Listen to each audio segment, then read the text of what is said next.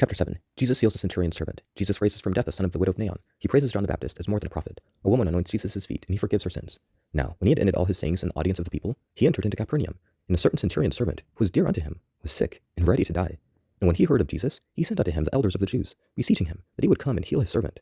And when they came to Jesus, they besought him instantly, saying, that he was worthy for whom he should do this. For he loveth our nation, and he hath built us a synagogue. Then Jesus went with him, and when he was now not far from the house, the centurion sent friends to him, saying unto him, Lord, trouble not thyself, for I am not worthy that thou shouldest enter under my roof. Wherefore neither thought I myself worthy to come unto thee, but say in a word, and my servant shall be healed. For I also am a man set under authority, having under me soldiers. And I say unto one, Go, and he goeth, and to another, Come, and he cometh, and to my servant, Do this, and he doeth it. When Jesus heard these things, he marveled at him, and turned him about, and said unto the people that followed him, I say unto you, I have not found so great faith, no, not in all Israel. And they that were sent, returning to the house, found the servant whole that had been sick. And it came to pass, the day after, that he went into a city called Nain, and many of his disciples went with him, and much people. Now, when he came nigh to the gate of the city, behold, there was a dead man carried out, the only son of his mother, and she was a widow, and much people of the city was with her. And when the Lord saw her, he had compassion on her, and said unto her, Weep not. And he came and touched her bier, and they that bare him stood still. And he said, Young man, I say unto thee, arise. And he that was dead sat up, and began to speak, and he delivered him to his mother. And there came a fear on all, and they glorified God, saying, that a great prophet is risen among us, and that God hath visited his people. And this rumor of him went forth throughout all Judea, and throughout all the region round about. And the disciples of John shewed him all these things. And John calling unto him two of his disciples, sent them to Jesus, saying, Art thou he that should come, or look we for another? When the men were come unto him, they said, John Baptist hath sent us unto thee, saying, Art thou he that should come, or look we for another? And in that same hour he cured many of their infirmities, and plagues, and of evil spirits, and unto many that were blind he gave sight.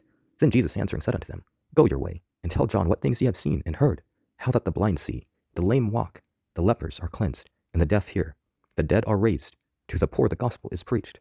And blessed is he whosoever shall not be offended in me. And when the messengers of John were departed, he began to speak unto the people concerning John. What went ye out into the wilderness for to see? A reed shaken with the wind? But what went ye out for to see? A man clothed in soft raiment? Behold, they that which are gorgeously apparelled, and live delicately, are in king's courts. But what went ye out for to see? A prophet? Yea, I say unto you, and much more than a prophet. This is he, of whom it is written, Behold, I send my messenger before thy face, which shall prepare thy way before thee. For I say unto you, among those that are born of women, there is not a greater prophet than John the Baptist. But he that is least in the kingdom of God is greater than he. And all the people that heard him, and the publicans, justified God, being baptized with the baptism of John. But the Pharisees and lawyers rejected the counsel of God against themselves, being not baptized of him. And the Lord said, Whereunto then shall I liken the men of this generation? And to what are they like? They are like unto children, sitting in the marketplace, and calling one to another, and saying, We have piped unto you, and ye have not danced, and we have mourned to you, and ye have not wept. For John the Baptist came neither eating bread nor drinking wine, and ye say, He hath a devil. The Son of Man came eating and drinking, and ye say, Behold, a gluttonous man, and a winebibber, a friend of publicans and sinners. But wisdom is justified of all her children. And one of the Pharisees desired him that he would eat with him. And he went into the Pharisee's house, and sat down to meat. And behold, a woman in the city, which was a sinner, when she knew that Jesus sat at meat in the Pharisee's house, brought an alabaster box of anointment, and stood at his feet behind him weeping, and began to wash his feet with tears, and did wipe them with the hairs of her head, and kissed his feet, and anointed them with the anointment. Now, when the Pharisee which had bidden him saw it, he spake within himself, saying, This man, if he were a prophet, would have known who and what manner of woman this is that toucheth him, for she is a sinner. And Jesus answering said unto him, Simon, I have somewhat to say unto thee. And he saith, Master, say on. There was a certain creditor, which had two debtors, and one owed 500 pence, and the other 50. And when they had nothing to pay, he frankly forgave them both. Tell me therefore, which of them will love him most?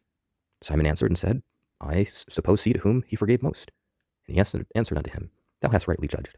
And he turned to the woman, and said unto Simon, Seest thou this woman?